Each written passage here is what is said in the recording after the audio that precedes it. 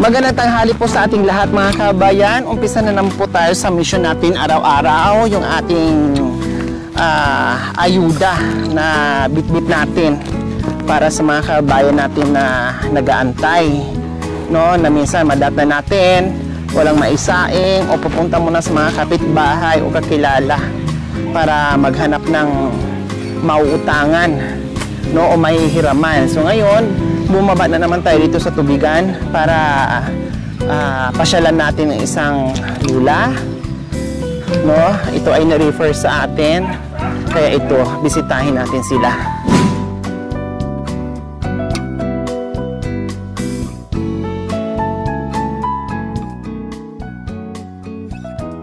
So yan po yung pupuntahan natin. Ayun po, nagsasaing para siguro sa tanghalian. Kaya tara, puntahan natin. So dito kami. Hello! Magandang hapon. Magandang hapon po sa inyo. Ay, akala ko nagsasaing kanina. Nagsisiga pala sa mga niwalis ni Lula. Lula, anong pangalan niyo po? Zinaida Garcia Quintos. Si Nanay Zinaida. Ilang taon na po kay Nanay Zinaida? 78. Wow, pero ang lakas niyo pa at nakakapagsiga pa kayo dito sa labas ng bahay. Oo. Sino pong kasama niyo po dyan? Ito po, anak ko. Yung anak at apo niyo. Oh, nasaan po Apo si... ko nasa Dagupan. Nasa Dagupan. Nasaan po si tatay? Wala na, patay na. Patay na. Wow, ang cute naman ng bahay niyo, Lola Zinaida. Presko, no? Presko po dito. Pero nakikita ko ay parang pag malakas ang ulan. Ay, oo, may inabot na kami din eh. Kaya ayoko pa nga umalis. O ano pong nangyari?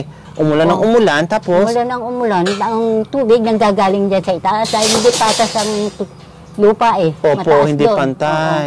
Ngayon, Kaya ang tubig, dito dadaan. Oh, yun ang nangyari. Eh, natakot nga sila. Sabi ko, hindi ako siguro aabutin. Hindi ko pa naranasan naman ang kahit ganito ito, hindi pa umakit ang tubig. hanggang saan lang po ang tubig? Dito. Ay, hanggang dyan. So, yun yung palatandaan nyo. Pero inalakad nila kami dyan sa barangay hall. Pinilit nilang Lumikas. sumama ako. O tapos, anong nangyari? Hindi kayo umalis? Umalis kami. Umalis na. Tatlong araw kami sa barangay. Ayun, tama po yun kasi delikado. Oo, delikado Malay nyo, nga. sabi nyo, hindi, Oo, ang taga nyo na nakatira dito, sabi nyo, hindi pa nangyari. Oo. Baka sa panahon na yun ay mangyayari na. Yun nga, ang sabi nila, kuwan, kailan kayo lilikas? Kailan kayo aalis dito mamaya, lalo kayong mahirapan lumakad Paakit Kasi kami, punong-puno hanggang na. kami, yan, Opo. sa ibaba, sa itaas. Kaya mahirap. Oo, mahirap. O, kumusta po yung buhay natin dito, Lola Zinaida? Meron akong pension na 240. 200, 2040. 2040. Oo, Pension. yun ang pinagtrabahuhan ko ng 18 years. Wow. Anong trabaho niyo po noon? Ay, wala akong kantin. Akong manager ng kantin. Wow, ang galing naman. Naging manager kayo sa kantin. Oo, Naging oo. kahira po kayo. Parang ganon. O nagmamanage kayo. O tapos, yun po yung inaasahan nyo ngayon na pension na natatanggap nyo. Kaliit na Di ba po may dagdag po yun? Na 1,000 po ata. 1,000, hindi pa nanao yun. Hindi pa. Yung sinasabi nilang social pension. SS nga yun. Na pinirmahan na ni President Duterte, nanaog na si Duterte until now, hindi pa kami nakakuha nun. Ayun ang sabi dati, Yun, Lola, sabi. na mag-a-additional ng 1,000 doon sa mga SS pensioner. Oo. Kailan po hanggang ngayon na bumaba na lang si Duterte, hindi pa naipatupad. Wala pa. O baka naman meron na sa iba, kayo ay hindi pa nadatnan. Ewan ko. O hindi pa nadagdagan yung Sabi pension ko nyo. nga kuha naman ng kibaol, hindi na naabot ng grasya. Pati senior citizen ko, hindi ako nakakakuha. Dahil sa pension kong 2,400. Ah, to 2,400. Baka pag meron ng pensyon, hindi ko alam, baka pag meron ng pensyon, yung isang senior wala nang wala nang matatanggap sa seniors. Baka yun ang Yun nga malinaw doon. Yun ang malinaw siguro ngayon doon. Na, nilalaban ko nga ngayon yun. Sabi ko, mamamatay na lang yata ako. Hindi ko natikman yung senior citizen. Kasi hindi ko po alam, wala akong idea, Lola Zenaida, kung yung mga nagpipensyon ay makakatanggap pa ng senior citizen na binibigay nila na quarterly na 500 ba yun a month? So wala akong idea po, no? So, kumusta naman? Anong tanghalian po natin dahil manananghalian na? Ano ba, nakabili ko? Wala pa. Ay, wala pa! O bukod doon sa pension, Lola Zenaida, ano pa ang pinagkikitaan nyo? Siyempre, buwan-buwan lang ang pension. Paano yung... Dati, nung malakas pa ako, hindi pa ako nung nadulas ako kasi ito, nag-umpisa kanya, nakaganito na ako. Opo, nakatungkod na. Yung anak nyo po, nakasama nyo po dito na isa, anong trabaho po? Saan po? Ito? Ito. Anong pangalan mo, kuya? Nag-aaral pa yan. Jesus, pinanganak ka ng December 25. December 25. Sabi ko nga pagkikalagay lang. Okay, sige. Si Kuya Jesus, ilang taon na kayo? 41. 41, mukhang bata pa kayo Wala nga ang ipin, pero bata tina. Di ba? 41, December 25. 19. Dapat magbigay kayo sa akin ng pabuya kasi nahulaan ko yung birthday nyo. December 25. Ipinangalan po ako kay Papa Jesus. Oo, pinangalan ko siya Kasi para... pinanganak ka ng December 25. Dahil ang sabi nung tiyuhin ko na patayin mo ta, sabi niya, kung mag-aanak ka, maski isa, kung lalaki, pangalan mo na sa pangalan Jesus kung Christmas. Nagkatotoo nga yun. Wow! Oo. Pero ang tanong, si Jesu Cristo nga ba ay pinanganak ng December 25? Hindi alam. Hindi alam. natin Yun ang alam mga yun, sabi-sabi nila. Sabi-sabi. yun ang Kasi sabi nalilito nila. tayo. No, kung December 25 nga ba pinanganak si Jesus. Kailang yun yung natandaan natin at nakasanayan natin na ginugunita yung kapanganakan ni Jesu Cristo na December 25. So, hindi ko alam mga kabayan, mag-comment kayo dyan kung sinong kabisado dyan sa kapanganakan talaga ni Jesus, kung December 25 ba. Kasi ito pinanganak ng December 25, kaya naging Jesus yung kanyang pangalan. Okay, ano naman ang trabaho natin, Kuya Jesus? Ang trabaho ko, Bill, is janitor. Janitor saan? Sa eskwela. Wow, buong eskwelahan lilinisin nyo? Hindi. Daycare lang, daycare sa school, sa elementary. Hindi malaki-laki yun. Kasi ang elementary, grade 1 to grade 6. Grade 6. Kasi sa kabila na yung high school. Diba? So, lilinisan mo yung buong school? O yung marami kayo? Ako lang. Pero may katuwang po ako na janitor, dalawa kami. Ayun. So, may schedule kayo o hati-hati kayo. Ikaw sa kabila, ako sa kabila, para mabilis ang trabaho. Magkano po naman ang sinasahod nyo dyan, Kuya Jesus? 20 saka 30. 50. Kasi progression pa siya Hindi pa siya naka-payroll. Hindi pa ako total. Kailan lang yan? Bali 30. Sabihin na po natin 30. 20. Bali 50 pesos. 50, 50 pesos. Araw-araw? Araw-araw. Binabayaran ka ng 50 pesos a day? Oo. O kaya 30? Oo, kulang. Meron namang meron siyang libre merienda. Libre lunch? Hindi. Bihira. Merienda. Kung minsan, meron din siyang lunch. Pagka Depende. Hindi depende. regular yung libre na merienda at saka Hindi kasi hindi pa ako officially naka-payroll Hindi pa siya naka-payroll. Hindi pa ako naka-official. Bakit ilang taon na kayo nagtatrabaho dyan? Nag-umpisa yan February. February, March, April, May, June, July, August, September. 7 months. 7 months. So, dapat naka-payroll na. Para naman mabayaran kayo ng tamang sahod. Kung minsan, pagka may pera ang kapitan dito, dahil hindi pa nga siya legaling yung talagang empleyado. Official. Sabi nung kapitan sa akin, pasensya muna kayo nanay. Kung bibigyan nyo, pagka tapos pupunta siya rito, bibigyan ko. O nung primerong sumweldo siya, binigyan siya ng 2,500. So, 1,000 isang buwan? Okay, so makiusap po kayo. Pwede na, tinanggap gusto naman niya kasi makatrabaho na, kaya tanggapin ko na nanay, Opo, kesa wala akong ginagawa. So, sa makatuwid, Tama naman. 1,000 isang buwan, parang 50 lang ata yon o wala pa?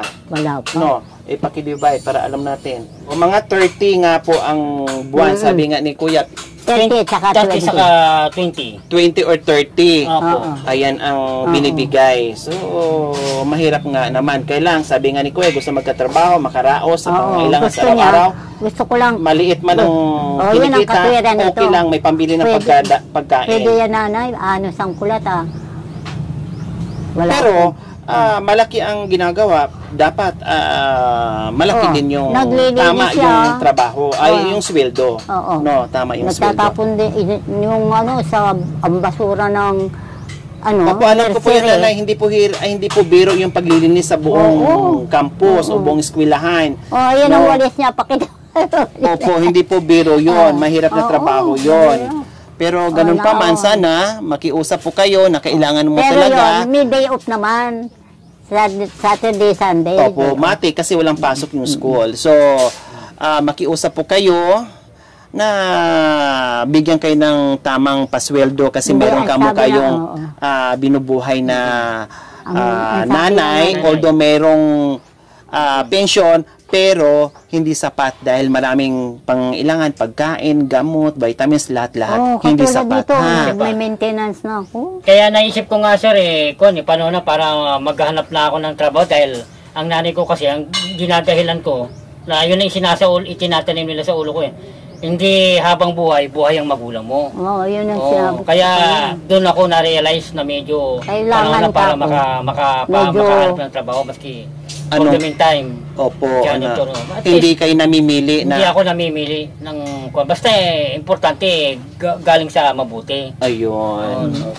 Okay, Lola Zinaida and Kuya Jesus, meron kaming surprise sa inyong dalawa. Meron? Opo. Oo, talaga? Opo, meron. Secret. Oo. Ay, salamat. Wala kaming nga sir, wala nga rin kaming wala kaming kundi yung mamasamin Wala kaming cellphone, Wala kayong cellphone. Maski keypad lang. Maski Dahil kung keypad minsan, Oh. meron akong pamangkin na magbigay hindi. O kung May emergency, contact. Oo, may Okay. contact ako. Malay nyo, pagdasa nyo, pagbalik ko dito, bibigyan kayo ng cellphone na yung di keypad. Ang importante, matawagan at Oo, ma-text yun kayo. lang naman. Oo. Huwag na kayo Hindi mag-Android kasi baka Hindi. mamaya Oo. makahanap kayo ng kachat, magkaroon kayo ng asawa ulit. Ayoko. O kaya si kuya. Sabi ko nga lintik ka, kako. Huwag ka mag-iisip ng kung ano-ano pa. Ha? Huwag na mag-asawa. Nag-uumpisa ka pala. Huwag na po mag-asawa? Marami na nagsasabi sa kanya, mag-asawa ka na. Just yung mga classmate niyang nakikita siya. Mag-aasawa nga ba talaga kayo, Kuya Jesus? Walang Hindi hilig. pa. Ay, hindi pa. Kasi Ang priority iniisip ko- nyo, Ang priority ko, nanay ko, saka nag-iisa yan. ang bait nyo naman, Oo, Kuya Jesus. Hindi saka tapat po ako sa ko. Gusto kong pumasok nga sa gobyerno nga Para makatulong tayo sa mga Nakaaral naman nangangailangan niya ng katulad konti. Wow. Drafting, napag-aral ko ng drafting Hindi ko napasampal Piso sa... po. Wala na. Opo, wow. Drafting po ako. Nakadalawang taon siya. Marunong din po ako mag-drawing. Wow, ang galing. May isulingin. Anong madalas yung ginuguhit?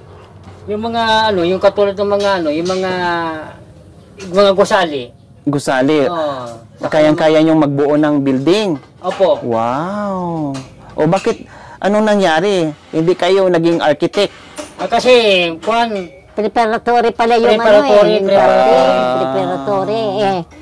Yung pala, pagkatapos mo ng drafting, at saka ka magde-decide, hindi ka naman maka-afford ng kwan. Wala Opo, na. mag-architect. Period kami. Kasi ang mahal-mahal na at abutin ng ilang taon. Wala.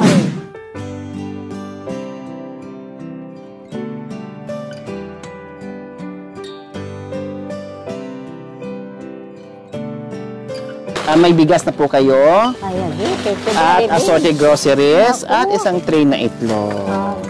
Oh, di ba? Bukod pa riyan, syempre, meron ka ng 1,000. Naku, katawan mo. Paano ito sasabihin ko sa inyo? Hindi lang salamat. hulog kayo ng Diyos sa amin. Malaking kayong inspiration sa amin. Maraming salamat. Hindi maraming salamat ang dapat kung hindi ko mai-express. Hulog kayo talaga Yun sa na yun, akin yung opo. mga ganyan. Hulog ng langit. Oo, nandoon na lahat. Andun na lahat. Lahat ng paniniwala ko. Alam nyo, kakayari ko na nagdadasal ako kasi ng umaga at gabi. Opo. Si Papa Jesus ang patron ko. Opo. Ngayon, kaninang nagdasal ako, sabi ko, Papa Jesus, paano ito hirap, me? Kailangan namin ng cellphone. Hindi kami makabila ng cellphone lang, kako. Paano ako makakatawag, kako? Dahil gusto ko kumakontak ko yung pamangkin kong nasa Nueva Ecija. Sabi niya, magbibigay siya. Pero hanggang ngayon naman, wala pa. Kasi walang kontak. Oo, walang kontak. Hindi ko nga malaman kung paano gagawin ko. Kaya sabi ko, Papa Jesus, ano po ang dapat kong gawin? Idala niyo po kanunutan ko kung ano nararapat kong gawin. Ganong pundanangan. Opo, pero wala kayong makontak dahil wala kayong cellphone. Hindi ako. Malamang kakontak kayo doon kasi siyempre pagkain nyo, siguro sabi ni God, wala tong kontak. No? Kaya yung panalangin nyo, ito ang pinadala, hindi cellphone. Biyaya ang pinadala. Lagi si Papa Jesus ang pinadadala sa akin, in kind. Wow! Pagkasabi ko, Ngayon, Papa, hindi lang in kind, may na. cash pa. Oo. Kanya sinasabi ko sa inyo, hulog kayo ng langit sa akin. Nandun ang lahat-lahat ang gusto kong sabihin. Opo. Ang totoo niyan, meron kaming pera, 100. Paano kami mabubuhay? Wala kaming bigas. Sasaliwin mo namin. May nagbigay naman sa amin ng uling. Ano naman ang lulutuin namin? Oo, kuya. Ano mensahe natin, Kuya Jesus, sa biyaya? Sabi ni nanay yung kanina, hulog ng langit. Hulog ng langit. Hindi ako... Opo. Kayo naman, anong mensahe niyo po, Kuya Jesus? Ang mensahe ko po sa mga nanonood is malaking bagay po kayo sa amin. Saka inspirational, saka bihira yung nagkakawang gawa po sa inyo. Na bihira. Katulad nyo, mabibilang na lang sa panahon ngayon, yung nagkakawang gawa sa mga nangangailangan, sa ngayon mga kapalad. lahat ng tao Salamat po, Kuya Jesus. mabibilang sa daliri ang mabuting Pinapanalangin ko talaga. sana laging malakas ang pangatawan nyo. Lagi kayong ligtas. Ayan, ganun din sa amin, ha? Lagi kang healthy, malakas ang mga katawan para Malayo sa sakit. malayo sa sakit at ma-guide mo pa si mama mo, masuportahan mo pa, no? Kanya sabi At ko maalagaan pa. 'Di ba? Pag naalagaan mo, napakain mo siya ng maayos, siyempre hahaba din ang buhay niya. Kundi magsama kayo ng mahabang buhay. O, 'di ba? Okay, so ayan, maraming salamat po. maraming Pagpasensyahan nyo na yung aming munting pagmamahal, Kayo po ay ha? hulog ng Okay, langit. maraming salamat po sa walang sawang Hindi pagmamahal. kami Tita Vilma ng papalimutan yung Italy, ginagawa. sa inyong ginintawang puso. Naway pagpalain pa po tayo ng Panginoong Diyos araw-araw. Naway bigyan tayo ng kalakasan ng katawan Kayo sa rin araw-araw. po. Naway ibigyan po tayo ng mahabang buhay pang sa ganun. Marami pa tayong matulungan na gaya nila kasi ang dami nag-aantay mga kabayan kung saan-saan tayong lupalok, pupunta, sumisingit sa mga kahit saang iskinita para lang mahagilap natin yung mga tulad nila. Kaya please, huwag din po kayo magsawang suportahan, manood without skipping ads, mag-share para tuloy-tuloy po yung ating mission. So mga kabayan, huwag niyo pong kalimutan, paki-share at subscribe sa aking YouTube channel, Lori Aquino Tarita. Maraming salamat po, Gabi sa Sol. Bye! Bye, Kuya Lori.